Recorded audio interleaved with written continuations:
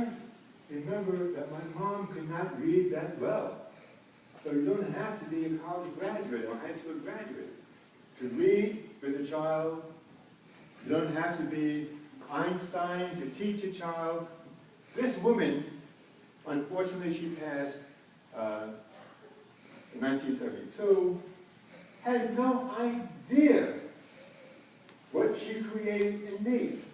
She has no idea what she gave me.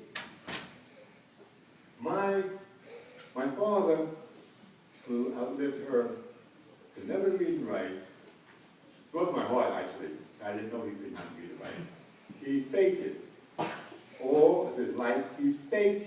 And if he would say, read the paper today, he didn't read, he saw it on television.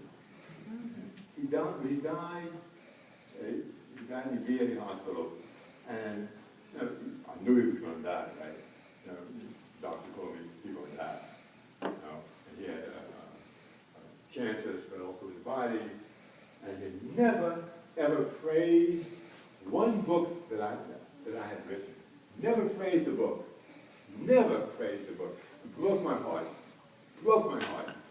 So when he was in the hospital, dying, on the dying bed, I bought him a last book, gave it to him, he looked at it and put it down.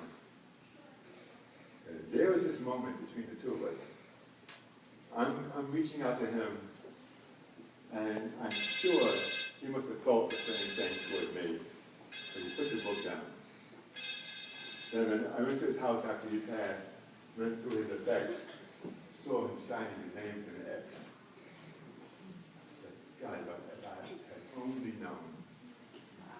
And if he had only known what he had given me. I remember just before he retired, he was making $12,000 a year. I knew he was making $12,000 a year as a janitor. And so one time, I got a check in from one of my publishers for $120,000. And I said, look, Dad, look what I got. What do you think of this? This is what they're paying me for some book.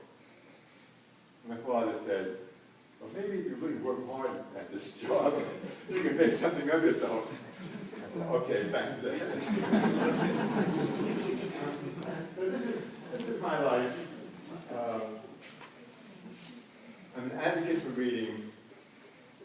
I go to prisons 50 times a year, and I know this.